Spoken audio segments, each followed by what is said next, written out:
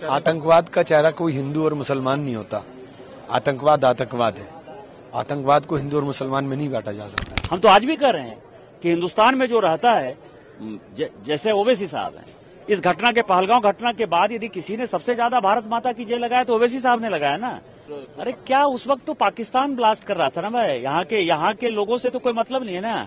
हिंदू जो है वो टेररिस्ट नहीं होता है। इस देश में जितने टेररिस्ट हैं उनका जो है एक ही धर्म है, इसीलिए वो प्रूफ हो गया। इतने दिनों से कांग्रेस ने जो है पूरा सैफरन टेररिज्म, राज्य की सरकार, केंद्र की सरकार, यही सब घटिया काम करती रही। मुंबई की एनआई कोर्ट ने 17 साल बाद सुनाया फैसला। मालेगांव ब्लास्ट केस में 7 आरोपी बरी, प्रज्ञा ठाकुर समेत सभी 7 आरोपी बरी कर दिए गए। साध्वी प्रज्ञा सिंह ठाकुर के होने का कोई सबूत नहीं मिला। 17 साल बाद आया फैसला। नमस्कार, मैं हूं श्याम और आप देख रहे हैं खबर स्तंभ। 17 साल बाद एनआई की विशेष अदालत ने गुरुवार को 29 सितंबर 2008 को हुए बम धमाके के मामले में अपना फैसला सुना दिया है। कोर्ट ने प्रज्ञा ठाकुर समेत सभी 7 आरोपियों को बरी कर दिया है। प्रज्ञा सिंह के अलावा lieutenant colonel Shrikant Prasad Purohit, Sudhakar Dwivedi, major Ramesh Upadhyay जो रिटायर हैं, अजय रहिरकर, सुधाकर द्विवेदी, सुधाकर चतुर्वेदी और समीर कुलकर्णी को मामले में आरोपी बनाया गया है। कोर्ट ने फैसला सुनाने के पहले कहा कि साध्वी प्रज्ञा ठाकुर के होने का कोई भी सबूत नहीं मिला है। इस विस्फोट में 6 लोग मारे गए थे और 100 से ज्यादा लोग घायल हुए थे। जस्टिस लाहौटी ने कहा कि इस केस की जांच 3 से 4 एजेंसियां कर रही थी। बाइक में बम रखने का कोई सबूत नहीं मिला। कर्नल पुरोहित के खिलाफ भी कोई साक्ष्य नहीं मिला है। इसके अलावा कश्मीर में आरडीएक्स लाने के भी कोई सबूत नहीं मिले हैं। फैसले के वक्त बीजेपी के पूर्व सांसद साध्वी प्रज्ञा ठाकुर समेत सारे आरोपी कोर्ट में मौजूद रहे। भाजपा सांसद निशिकांत दुबे ने कहा कि इतने दिनों से कांग्रेस ने भगवा आतंकवाद नैरेटिव फैलाया, लेकिन आज सब साबित हो गया।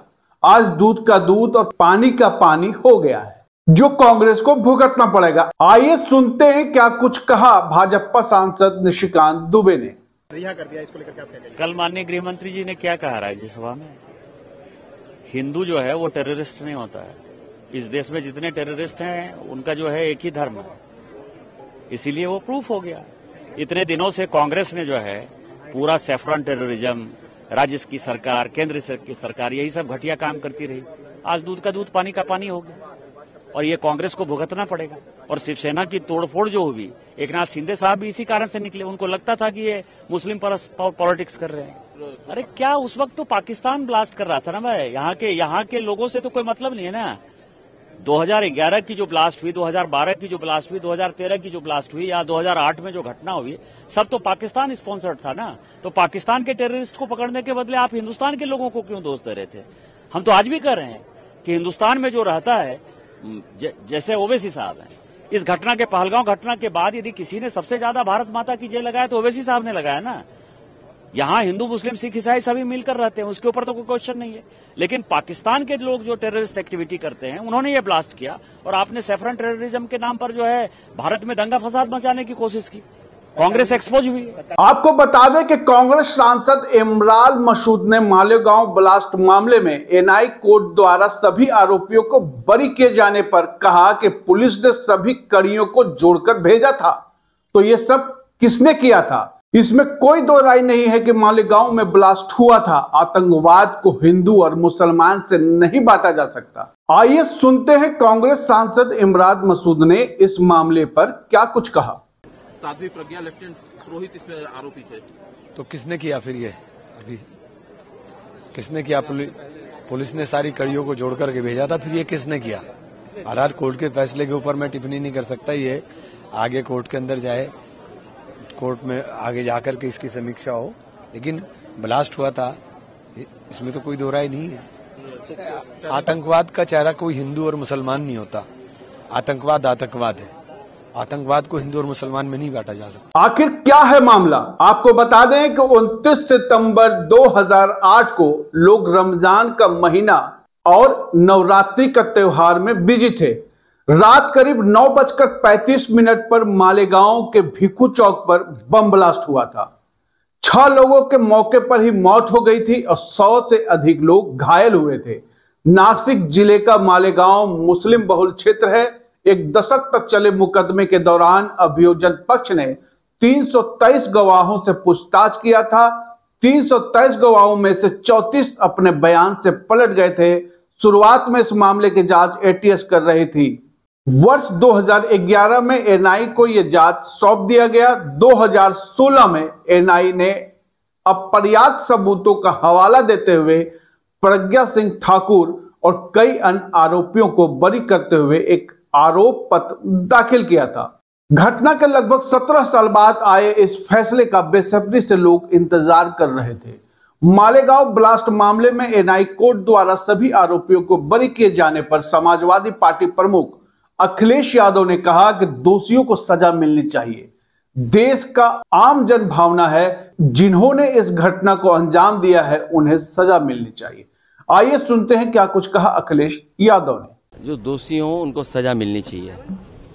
आम जन भावना यही है देश की कि जो आरोपी हैं, जो जिन्होंने इतनी बड़ी घटना की है, उनको सजा मिलनी चाहिए। रिपोर्ट मेरी जानकारी में नहीं है, मैं डिटेल में रिपोर्ट नहीं पढ़ी है मैंने। वहीं भाजपा सांसद रवि किशन ने मालेगांव ब्लास्ट मामले में एनआई कोर्ट द्वारा सभी आरोपियों के बरी किए जाने पर कहा कि मुझे समझ नहीं आता कि मैं खुशी मनाऊं या दुख। उनके जीवन के 17 साल कौन लौटाएगा। कांग्रेस के जिन आला कमान नेताओं ने भगवा आतंकी शब्द दिया था, उन्हें जवाब देना चाहिए। आइए सुनते हैं क्या कुछ कहा भाजपा सांसद रवि किशन ने। हमको समझ में नहीं आता, हम खुश हों कि दुखी हों, क्योंकि बहन हमारी दीदी प्रज्ञा, साध्वी प्रज्ञा मेरे बगल वाली सीट में वहीं बैठती थी पिछले सदन में। पैरालाइज उनका शरीर तो पूरा वेजिटेबल कर दिया। और बाकी अक्यूजों के परिवार के साथ 17 साल में क्या होगा, उनके बच्चों की जिंदगी पे क्या होगा, वो माता पिता उन पर क्या बीती होगी जिनके बच्चे सारे, जिनको आरोप मढ़ा गया था, आज उनका जवाबदेही उस 17 साल कौन लौटाएगा उनकी लाइफ से। तो कांग्रेस की जितने आला कमान जो नेता रहे, जिन्होंने भगवा आतंकी शब्द दिया गया था, उनको जवाब देना है। They are all accountable. Parliament में जवाब दें, अपने क्षेत्र में, अपने जिले में जहां चुनाव लड़ते हैं, विधानसभा में जहां चुनाव लड़ते हैं, वहां जवाब दें। देश को जवाब दें, 100 करोड़ हिंदुओं को जवाब दें कि क्यों भगवा आतंकी बताया, किस प्रूफ के साथ आप लोगों ने बोलना शुरू कर दिया, किसने नैरेटिव सेट किया, कौन था, क्या मास्टरमाइंड था। अदालत में 17 साल लंबी चली सुनवाई के बाद 19 अप्रैल को सभी 7 आरोपियों के खिलाफ फैसला सुरक्षित रख लिया था। 8 मई फैसला सुनाने की तिथि तय की गई थी। सभी आरोपियों को इस दिन पेश होने का आदेश दिया गया था, लेकिन फिर कोर्ट ने 31 जुलाई फैसला सुनाने की तिथि तय की थी, जिसके बाद का रिजल्ट आप लोगों के सामने है। ऐसे ही तमाम खबरों के लिए आप हमारे साथ बने रहें। मुझे दीजिए इजाजत। नमस्कार।